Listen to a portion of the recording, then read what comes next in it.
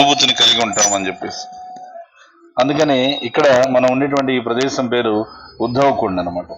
ఉద్ధవకుండ్ అంటే విగ్రహాలు వచ్చే విధంగా ఉద్ధవకుండ్ అంటే ఇక్కడ మీరు గమనించండి, స్వామి రాధాకృష్ణులు ఇక్కడ ఉద్ధవ విహారి అని చెప్పి పిలుస్తారు. వాళ్ళు ఇటు కొండ వైపు చూస్తుంటారు. ఈ విధంగా చూడండి, ఇలా స్ట్రైట్ గా లేరు, ఇటువైపు నుంచి చూస్తున్నారు, ఇది కార్నర్ లో.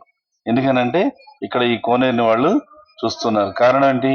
ఈ కోనేరు పక్కన ఉద్ధవుడు ఇక్కడే కొలువు ఉన్నాడు. ఏ రూపంలో అనంటే పచ్చగడ్డి రూపంలో. అక్కడ గడ్డి కనిపిస్తుంది చూడండి, ఆ గడ్డి రూపంలో. ఎందుకు ఉద్ధవుడు గడ్డిలాగా ఇక్కడ రావడానికి గల కారణం ఏంటి అని అంటే, ఆయన గడ్డిలాగా ఏమీ ఇక్కడ రాలేదు, గట్టిగానే వచ్చాడు. ఆయన గట్టిగానే వచ్చాడు. బృందావనానికి కృష్ణుడు ఉద్ధవుణ్ణి పంపించాడు. ఉద్ధవ, ఇప్పుడు నేను లేననేటువంటి ఎడబాటుతో వాళ్ళంతా కూడా విలపిస్తున్నారు. బృందావన వాసులందరూ కూడా ఎంతో బాధపడుతున్నారు.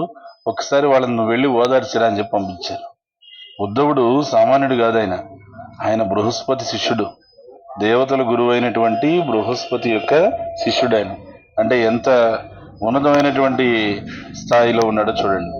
అన్ని రకాలైనటువంటి విద్యలు తెలుసు, భాషలు తెలుసు. ఎప్పుడైతే కృష్ణుడు ఆయన మీద దయ చూపించాలనుకోలేదు, ఏ రోజే కొనుక్కోలేదు. ఎందుకనంటే ఆయన ఎప్పుడు కూడా కృష్ణుడు ఉపయోగించి వదిలిపెట్టేసిన బట్టలే వేసుకునేవాడు. కృష్ణుడు ఉపయోగించి వదిలేసిన దుస్తులే వేసుకునేవాడు. కొన్ని ఇళ్లలో అన్నయ్య ఉపయోగించి వదిలేసినటువంటి దుస్తుల్ని తమ్ముడు వేసుకుంటూ ఉంటాడు అనమాట. ఎందుకంటే వాడికి కొత్తగా జత అవసరంలే. ఎందుకంటే ఆ పెరిగేటువంటి అన్నయ్యకి వెనకాల వీడు పెరుగుతూ వస్తాడు కాబట్టి వీని కొత్తగా ఏమి కొలవలసినటువంటి జత ఆది చూడాల్సిన అవసరం లేదు, సరిపోతాయి అనమాట. అట్లా ఈ ఉద్ధవుడు ఎట్లా అంటే, కృష్ణుడు ఏది ఉపయోగిస్తే ఆ దుస్తులు ఏవైతే ఉన్నాయో కృష్ణుడు పక్కన పెట్టేస్తే ఈయన ఉపయోగిస్తాడు. ఆయన జీవితంలో ఎప్పుడు కానీ కొత్త దుస్తులే ధరించలేదంట. అంత కృష్ణుడు అంటే అంత ప్రీతి ఆయనకి. దూరం నుంచి చూస్తే ఉద్ధవుడు కృష్ణులాగానే ఉంటాడు. ఏమి అంటే ఆ నీలమేఘ శ్యామ రూపం ఏదైతే ఉందో ఆ ఛాయలే ఉన్నాయి ఆయనకి. అందుకని భగవంతుడు ఉద్ధవుడిని ఉద్ధరించాలనుకున్నాడు. అందుకని ఉద్ధవుడికి ఏం చెప్పాడంటే, నాయన నువ్వు వెళ్ళి బృందావనంలో ఉన్నటువంటి గోపికల్ని ఓదార్చి వాళ్ళని ఉద్ధరించని పంపించాడు. వాళ్ళని ఉద్ధరించమని పంపించాడు, కానీ వాస్తవంగా పంపించింది దేనికోసం అంటే ఈ ఉద్ధవుడినే ఉద్ధరించడానికి. అందుకని ఉద్ధవుడు ఇక్కడికి వచ్చాడు. వచ్చిన తర్వాత ఈ ప్రదేశానికి వచ్చి ఉద్ధవుడు, గోపికలందరూ కూడా ఇక్కడ ఉద్ధవుడిని చూసి దూరంగా కృష్ణుడే అనుకున్నారు. ఎందుకంటే ధరించేది కృష్ణుడు దుస్తులే, చూడ్డానికి కృష్ణులాగానే ఉంటాడు, దూరం నుంచి వస్తుంటే కృష్ణుడే అనుకున్నారు. కృష్ణుడే అనుకుని పరిగెత్తుకుంటూ దగ్గరికి వస్తే చూస్తే ఉద్ధవుడికి రాగానే చేయెత్తి నమస్కారం చేసి, స్వామి మా కృష్ణుడు ఎలా ఉన్నాడు అని చెప్పి, మీ కృష్ణుడు మీకు ఈ ఉత్తరం ఇచ్చాడు అని ఇలా చూపించాడు. అంతే, క్షణాల్లో ఉత్తరం మాయమైపోయింది. ఏమైపోయింది అని చెప్పి చూస్తే మొత్తం అందరూ తలా ఒక ముక్క చింపుకునేశారు. అంటే మీ కృష్ణుడు ఉత్తరంలో ఏమి రాశాడనేది మాకు అవసరంలే, ఉత్తరం రాశాడు చాలా, అంతే మాకు గోపికల భావన. ఆ విధంగా ఏంటంటే వాళ్ళు తలా ఒక ముక్క చూసుకొని కృష్ణుడిని ఆ చిన్న ఉత్తరం ముక్కలో, కృష్ణుడు రాసిన ఉత్తరం ముక్కని ముక్కలుగా చింపుకొనేసేసి ఆ ఉత్తరం ముక్కలో కృష్ణుని చూసుకుంటూ వాళ్ళు ఎంత ఆనందిస్తున్నారు. అప్పుడు కృష్ణుడు ఆ విధంగా ఆ కృష్ణుడిని చూసి, కృష్ణుడు మాకు ఉత్తరం రాశాడని ఆనందంతో, ఆనంద బాష్పాలతో వాళ్ళు ధారాపాతంగా కన్నీరు గాచుతున్నారు.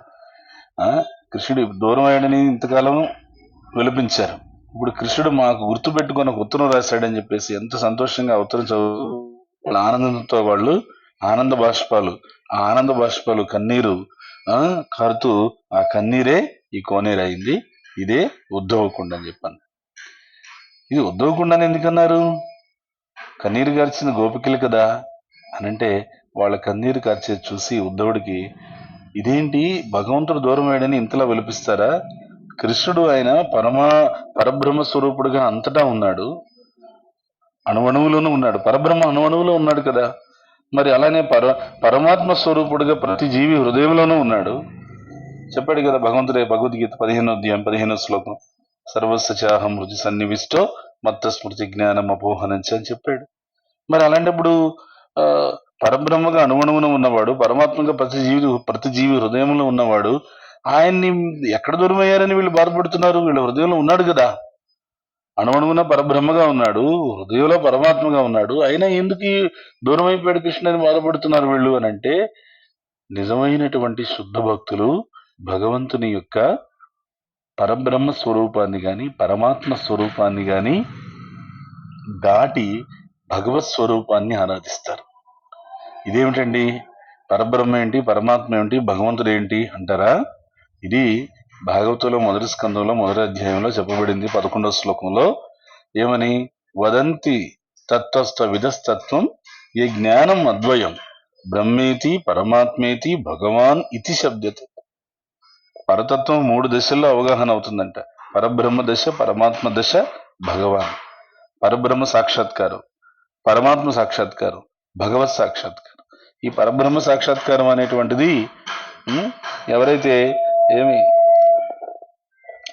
ఎవరైతే భగవంతునికి రూపము లేదు, గుణము లేదు, ఒక పేరు లేదు అని భావిస్తూ ఉంటారో అలాంటి వాళ్ళకి పరబ్రహ్మ సాక్షాత్కారం. పరమాత్మ సాక్షాత్కారం ఎవరైతే యోగులు హృదయంలో ఉన్నటువంటి హృదయస్థ పరమాత్మను ధ్యానిస్తున్నారో వాళ్ళకి పరమాత్మ సాక్షాత్కారం.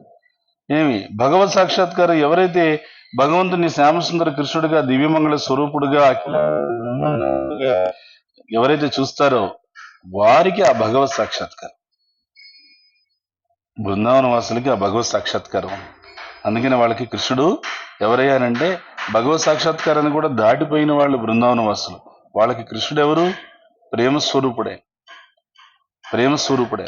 సో ఆ విధంగా ఏమంటే ఇక్కడ ఉద్ధవుడికి ఈ గోపికలందరూ కూడా ఏం చేశారంటే ఉద్ధవుడు వీళ్ళకి బోధించాలని చెప్పి వచ్చాడు. కానీ ఉద్ధవుడు వీళ్ళకి క్లాస్ తీసుకుందాం అనుకుంటే వీళ్ళు ఏం చేశారు, నారాయణని పిలుచుకొచ్చి ఉద్ధవుడికే కూర్చోబెట్టి వాళ్ళంతా కూడా మధ్యలో ఉద్ధవుడు కూర్చోబెట్టి చుట్టూ అందరూ కూర్చొని చెప్పారనమాట. రాధారాణి చెప్పింది ప్రత్యేకంగా ఏమని, పరబ్రహ్మ సాక్షాత్కారం, పరమాత్మ సాక్షాత్కారం, భగవత్ సాక్షాత్కారం అన్నిటికన్నా ఉన్నతమైంది, దానికన్నా సర్వోత్కృష్టమైంది భగవంతుని యొక్క ప్రేమ సాక్షాత్కారం. ఆ ప్రేమ సాక్షాత్కారం ఈ బృందావనంలో ఉంది అని చెప్తే అప్పుడు ఉద్ధవుడు కన్నీరు గార్చి ఇలాంటి గోపికల యొక్క భక్తిని నేను ఇన్నాళ్ళు తెలుసుకోలేకపోయానని చెప్పి అప్పుడు ఆయన ప్రార్థన చేస్తున్నాడు. ఉద్ధవుడు, భగవంతుడా నాకు జన్మంటూ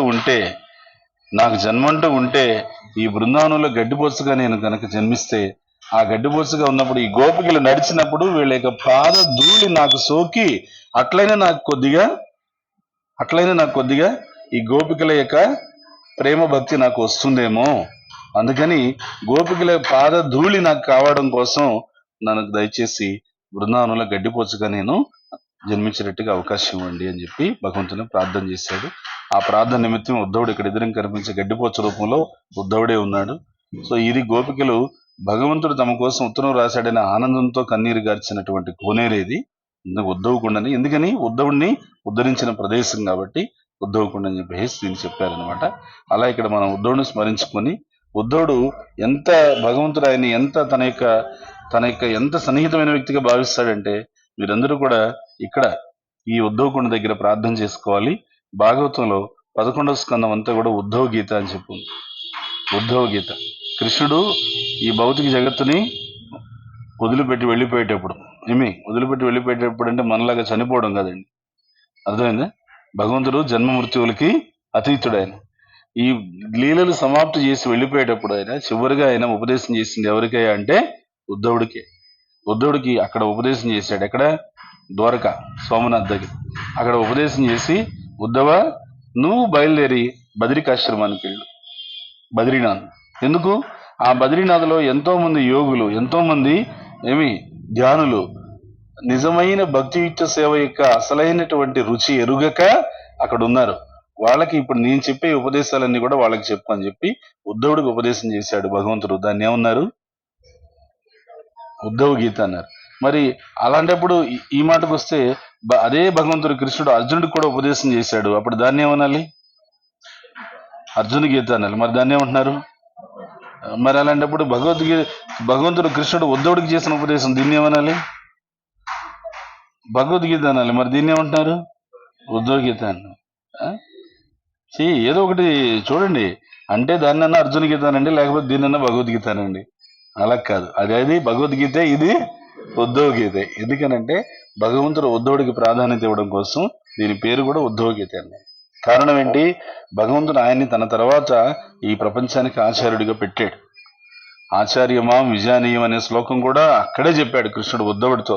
ఊరికినే ఉద్ధవుడితో చెప్పి వదిలేయలేదు భగవంతుడు. ఈ ఉద్ధవుడిని ఏం చేశాడు? బద్రీనాథ్లో బద్రీనాథ్లో ఆచార్యమాం విజానీయం అని అంటే అర్థం ఏంటంటే, ఓ ఉద్ధవ, ఆచార్యుని నాతో సమానంగా చూడాలి అని చెప్పాడు. ఊరికి చెప్పడం కాదు, భగవంతుడే అది పాటించాడు. ఎట్లా? బద్రీనాథ్లో మూలవరులు వచ్చి బద్రీనారాయణ స్వామి. ఉత్సవమూర్తులు ఎవరు అని అంటే, బద్రీనారాయణ స్వామికి విడిగా ఉత్సవమూర్తి లేదు. అక్కడ ఉద్ధవుడే ఉత్సవమూర్తి. అక్కడ ఉద్ధవుడినే నారాయణుడితో సమానంగా కొలుస్తారు. శ్రీకృష్ణ జన్మాష్టమికి ఉద్ధవుడినే కృష్ణుడిగా భావించి ఊరేగింపుకి బయటికి ఉత్సవమూర్తిగా తీసుకొస్తారు. 6 నెలల తర్వాత దీపావళి రోజున బద్రీనాథ్ దేవాలయం తలుపులు అఖండ దీపం వెలిగించి మూసేసిన తర్వాత ఆ ఉద్ధవుడినే తీసుకొని క్రింద జోషి మట్టుకు వచ్చి 6 నెలలు అక్కడ పూజిస్తారు. ఊరికి నోటి మాట భగవంతుడు చెప్పడం కాదు, ఆచార్యమాం విజయానీయమని ఆయన పాటిస్తున్నాడు. ఉద్ధవుడిని తనతో సమానంగా స్థానం ఇచ్చి చూసుకుంటున్నాడు బద్రీ క్షేత్రంలో. అందుకనే భగవంతుడు ఆయన్ని బద్రికాశ్రమానికి వెళ్ళమని చివరిలో ఉపదేశంలో చెప్తాడు అనమాట. అది ఉద్ధవుడి యొక్క స్థానం.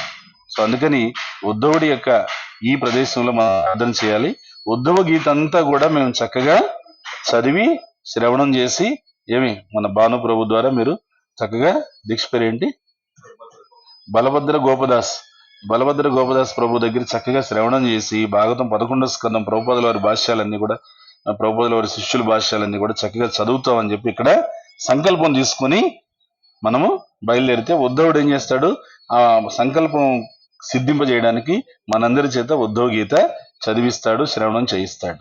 హరే కృష్ణ కృష్ణ కృష్ణ హరే హరే, హరే రామ రామ రామ హరే హరే.